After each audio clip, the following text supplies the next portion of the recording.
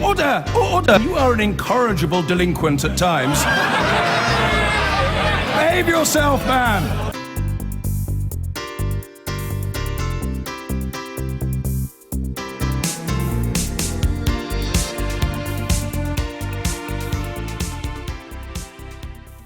On this night, 5 years ago, 2011, riots were erupting across London and soon beyond. What had started as local trouble in Tottenham had triggered a chain reaction of violence, theft and destruction. And for a lot of us, it was a shock to think that lawlessness could spread so fast and wide. An indication of a broken Britain, perhaps. Well, the then new-ish Prime Minister, David Cameron, was determined to get a grip, and among the big ideas for preventing a repeat was to pour money into something called the Troubled Families Programme. Hundreds of millions of pounds aimed at turning the lives around of 120,000 families who were said to have multiple problems. Since this coalition was formed, a lot of our energies have been directed, rightly, at strengthening our economy. But as I've always argued, we need a social recovery in Britain every bit as much as we need an economic one. So while the government's immediate duty is to deal with the budget deficit, which we talk about a lot, I know, my mission in politics, the thing I'm really passionate about, is actually fixing the responsibility deficit. That's the deficit I care about most. Now that means building a stronger society in which more people understand their obligations and more people take control over their lives and their actions. Now, for a long time, I was criticised for talking about the broken society. But I believe it's only by recognising a problem that you can fix what has actually gone wrong. Last year, the state spent an estimated £9 billion on just 120,000 families. That is around £75,000 per year per family. So today I can announce the financial firepower that we are putting behind this task.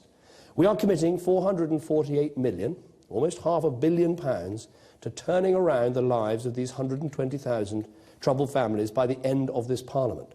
Now, this money has got to do its job on behalf of taxpayers, who many of whom will say, we've already spent a fortune on these families, why are you spending more? I'm absolutely determined we get results and value for money that will save money for the taxpayer in the end. Now, I know these are difficult challenges for any government. They won't be fixed by just a bit more money or just a new scheme or, dare I say it, another prime ministerial speech. This immense task will take new ways of thinking, it will take committed local action, it will take flexibility and huge perseverance. But I know that it is a task that we cannot shirk. People in troubled families aren't worthless, nor are they programmed to fail. I will not allow them to be written off. So let us get out there, help them turn their lives around and heal the scars of a broken society. Do you agree with Community Secretary Eric Pickles that problem families have had it easy for too long? Problem families have had it easy for too long. Eric Pickles, the Community Secretary, said that it was costing £9 billion a year. 120,000 troubled families were costing the state £9 billion a year, £75,000 a family, and he's about to spend £500,000 with local councils on trying to resolve the problem. Tim Farron, are you with him on this?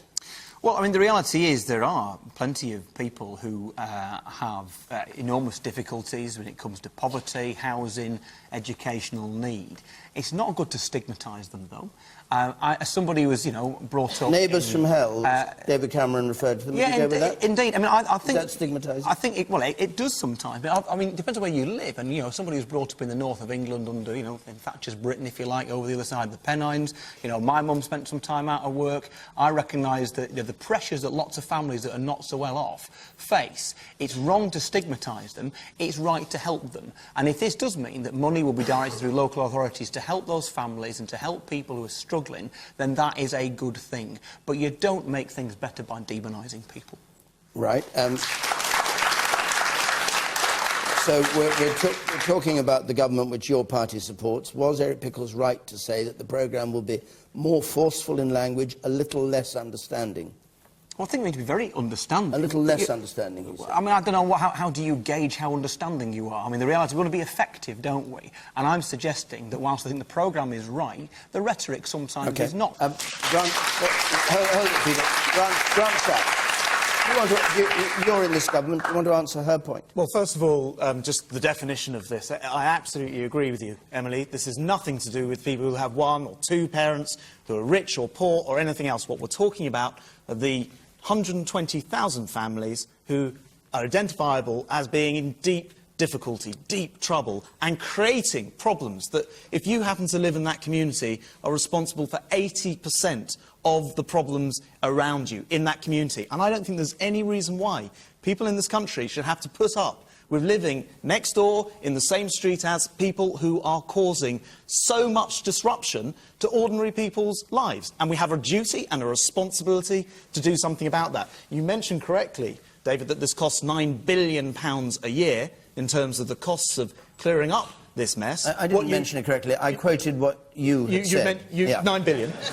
Which will therefore be accurate. But you incorrectly mentioned that we were spending £500,000. It's 500 million on it, £500 million, in other words. That's what I said, the £500 solution. million. Oh, you said £500,000. But your statistics are really dodgy, aren't they? I mean, you've got problems with your statistics. I mean, I don't really understand where it comes from. And the government has been asked, and you can't let me explain. Because all of where the... the I want just to go back to the young woman sitting there and what she said, which was very powerful a moment ago, and you heard. What's your answer? The service has got to be... Well, can I just finish the first point and then I'll do the second? The first point is the money is being spent through local councils. Every council, including all of yours, Emily, have signed up to deliver this. And if they get the result, in other words, get people out of crime, get the kids back to school, then there's a payment by result. It means that the money goes to the council having solved the problem. Far better than spending £9 billion a year on a merry-go-round through the courts, the police and all the rest of it as the disruption goes on. Some of the most disruptive and antisocial families in society have been turned around, according to the government.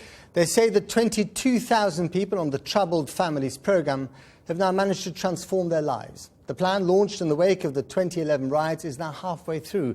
By the time it ends, it's aiming to change the lives of 120,000 families, as well as save billions of pounds in public money. There have been criticisms over the very term troubled families and spats over how the rather arbitrary figure of 120,000 families was arrived at. But in truth, there's pretty solid political consensus around this policy.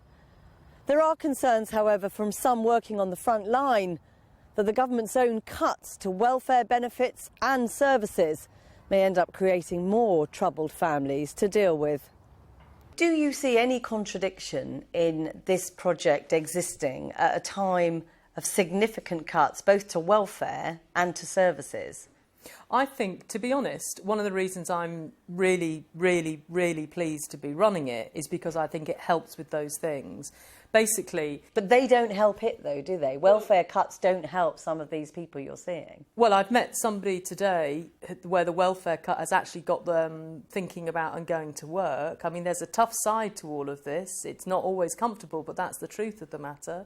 But in terms of the services, we can't keep spending £75,000 a year on average on each of these families. We just can't. It's madness. Let's put the money to one side for a moment and think about who these 120,000 families actually are.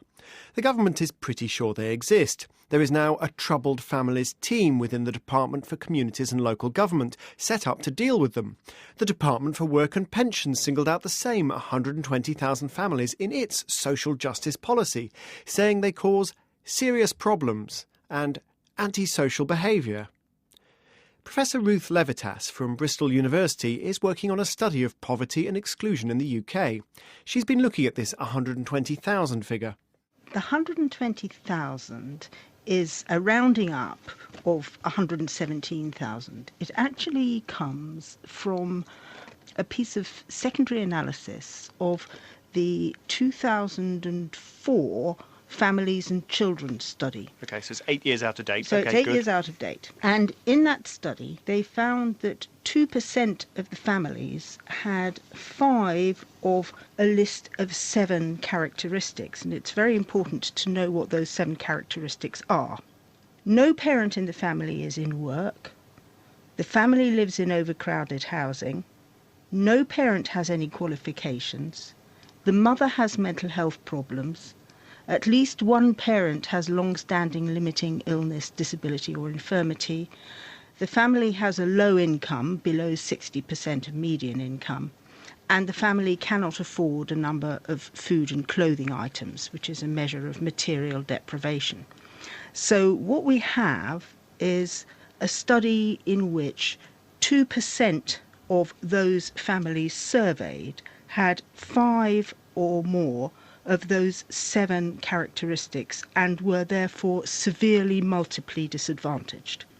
The 2% figure, how accurately was that pinned down? I mean, of course, whenever we hear a number like 120,000, we sort of mentally assume that Ian Duncan Smith has a list of them somewhere. And we know exactly who they are, but of course it's never quite like that. So, I mean, is it 2% plus or minus 0.1% or? That's a very good question.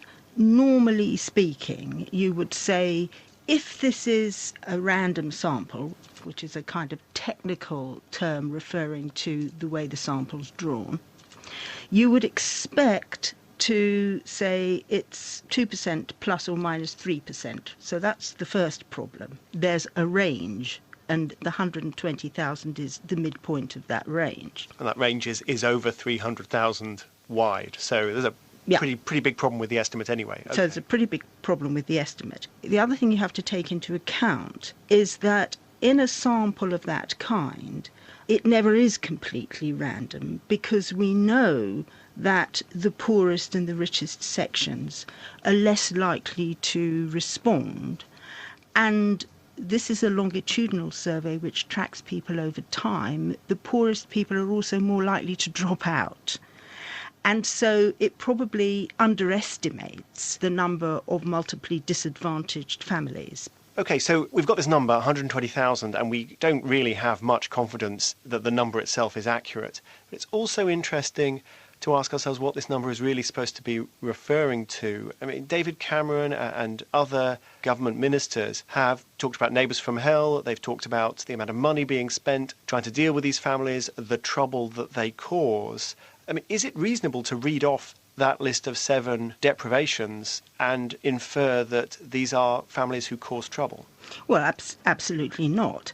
I mean, Ian Duncan Smith in the social justice strategy says that the government has identified a group of 120,000 troubled families whose lives are so chaotic that they cost the government some £9 billion in the last year alone. Well, we have no evidence to suppose that these people's lives are chaotic. They're certainly deprived. And Cameron, in talking about them, says, we've known for years that a relatively small number of families are the source of a large proportion of the problems in society: drug abuse, alcohol abuse, crime, a culture of disruption and irresponsibility that cascades through generations. I mean, there is no evidence that the group of families that are identified in the Family and Children's Survey are actually trouble-making families. But the whole discourse that is being created around this is making a slippage from families that undoubtedly have troubles to being troublemakers. It's slightly odd because presumably, I mean, there are troublesome families in the country. There are drug addicts, there are noisy neighbours, there are people who commit crimes. Why doesn't the government count them instead? Well, partly because it's difficult to do, but I think that what is going on here is an attempt to suggest that, as it were, poverty and specifically social justice are about, in quotes, dealing with these 120,000 families. And what that suggests is that it's actually a quite small and residual problem. Whereas, in fact, the problem of poverty is much, much wider than that. I mean, the households below average income data shows that in 2009-10, some 13.5 million people in the country were living in poverty calculated after housing costs. And so if you can say, oh, well, we've got to deal with 120,000 troubled families, it does two things. It makes the problem much smaller than it actually is in demographic terms, and it blames the behaviour of the poor for their circumstances. Professor Ruth Levitas. This is an interesting example of a very common statistical crime. Count something according to one definition and then either allow people to leap to their own misleading conclusions about what's actually being counted, or, as in this case, actively muddy the waters. We think Professor Levitas is making a pretty serious accusation. The government has counted extremely deprived families and then announced that it has counted extremely disruptive families instead. So we called the Department for Communities and Local Government and asked for an interview with someone from the Troubled Families team or for a minister. They said no thanks. What a difference it could make to sort out the really bad apples with special attention. It seemed like a good idea, so how has it gone? Well, tonight we can tell you. The government could tell you too. Our taxes have paid for an official assessment, but the Communities Department has sat on it for almost a year. That is revealing in itself. But worse than that is that the Troubled Families programme has achieved approximately nothing. Chris Cook has the story.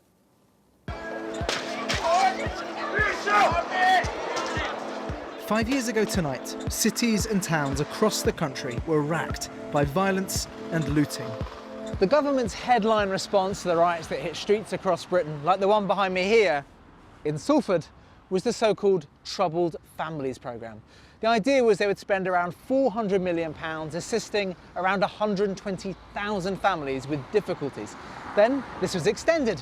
Eventually, a further 400,000 families will be helped at a cost of another £900 million.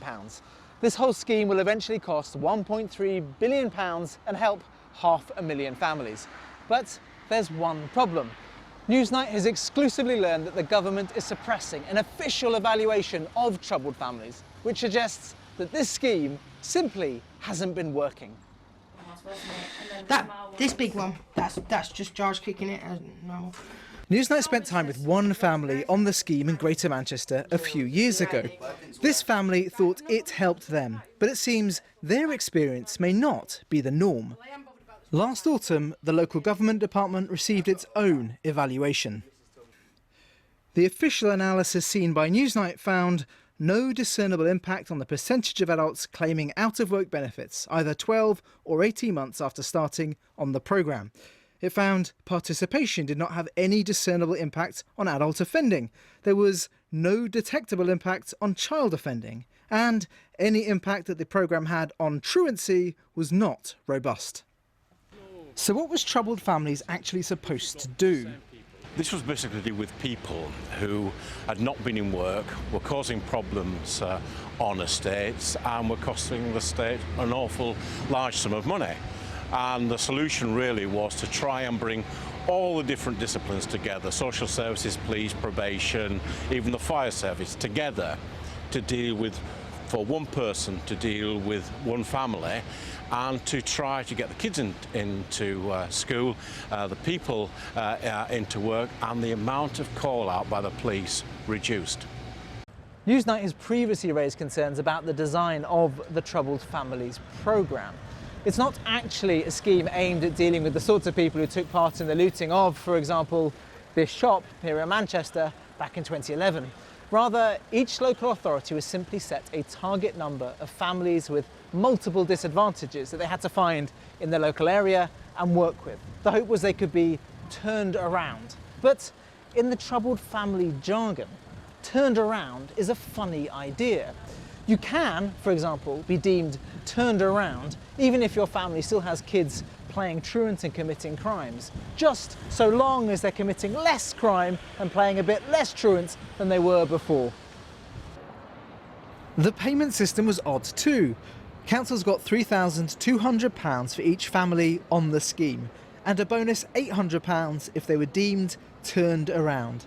There were strong incentives for councils to claim successes. So, Manchester City Council here, they found and worked with 2,385 troubled families. And you'll never guess how many they turned around. All 2,385. A 100% success rate. The same, by the way, as they had in Salford. They turned around all 835 of their troubled families. 100% success rates aren't something you normally see in social policy, but it's something you see a lot in troubled families. This analyst is one of many who's puzzled over previous claims of a 99% national success rate for troubled families. The first thing when you look at the published data is these very high percentage success rates. Just doesn't look right. And then when you dig a little bit deeper, you look at the published figures, the numbers that are published in the data releases, and you compare that to data which local authorities are holding, which I did by doing freedom of information requests. You find these very significant differences in terms of really straightforward things, the basic monitoring, number of families worked with. I was finding huge discrepancies between what they would tell me in a freedom of information request and what was being published. What do you say to people who have concerns about the 100% success rate? Well, you see that in Manchester and you see that in Salford. I've visited Salford. It was a very slick organisation in terms of bringing people together in the same room, and they started to bear down on individual families. I certainly wouldn't balk at a high 90%, and in Salford's case, I certainly wouldn't balk at 100.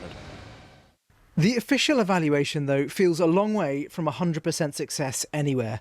And civil servants say, had it been positive, it would have been published. But the government denies the report has been suppressed, stating that there were several strands to the evaluation work commissioned by the last government and there is not yet a final report.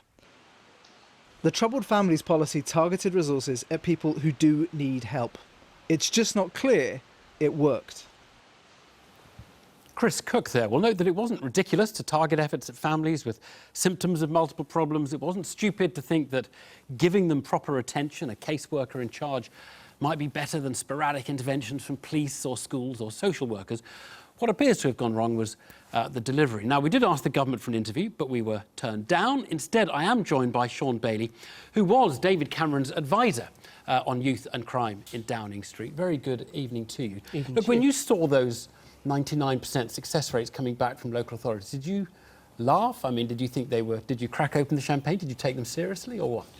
I do think there may be a difference between what the workers on the ground feel. These families, such intractable problems that any progress would feel like a success.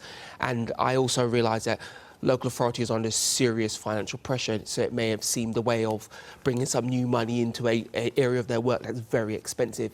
But social policy and 100% success, it would be a first. It would be a first. And they were being paid for declaring themselves, marking their own homework and saying they'd turn them around. Of course. You don't have to be very worldwide but in their defence, it's nonsense that they'd turned 100% of the families around. In their defence, as a local authority, these families will be known to you. There'll be a tradition of failure here. And to have the ability to spend more time or more money on them would probably feel like some sort of success. OK, so they might have felt they'd achieved something. Yeah. I mean, the Prime Minister said last year, I can announce today, like he's making some big pronouncements, this is David Cameron, almost all of the 117,000 families we've started working with have now been turned around. Was he deluding himself, or was he just trying to lie to us? I think people were excited about the change. I mean, I've worked in this arena for a long time, and that I could see how the finances of it all gave a new impetus. There was new energy on the ground. Louise Casey was very no-nonsense and giving people what they thought was a go-ahead to do it. Again... No nonsense, but this is complete nonsense. Well, we're just being told complete and total nonsense. We've been told 99% success rate. These are like sort of elections in the former Soviet Union. This is just completely ridiculous. And then we've got a serious analysis. There's no doubt. There's two things I'd say. Firstly, the analysis and the government, and I'm going to use the word bravery here, and the fact that they set out to do that analysis is correct, because it allows them to move forward in the right direction. Because what must be stressed, no government up until this one had come with a coherent idea about we have to move these people on. And there's two important things to remember. A, this is a massive cost to taxpayers, and B, it's about changing these people's lives around, because we cannot have a situation where we'll just accept that. So for the government to sort of champion this and enjoy what may have been not quite as much success as they had been led to believe. Not as much as they'd been led to believe. Sorry. No success, no detectable, measurable effect, as opposed to the 99% success rates that the Prime Minister told us. I say it again. Did he know when he said almost all of the families have been turned around? No.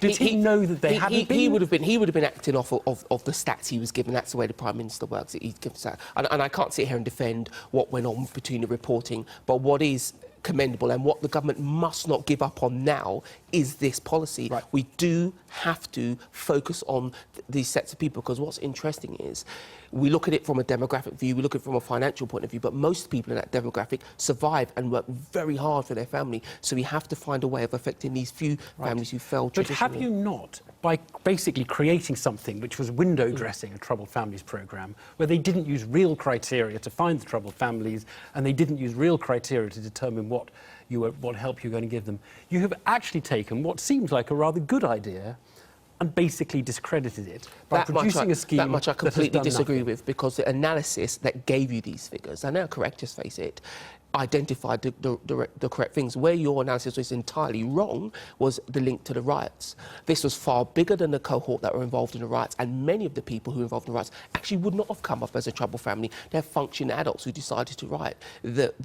The focus that the government gave to this, the analysis that they've built around this, which has given them this problem around the stats, is correct. And what it's shown is there is no silver bullet to address these families, but we must try. And there's many things that these stats will show that we should continue to do, but I do agree we do need to shift the emphasis. I wonder if there's more stick needed this time round than carrot. Right. Last one.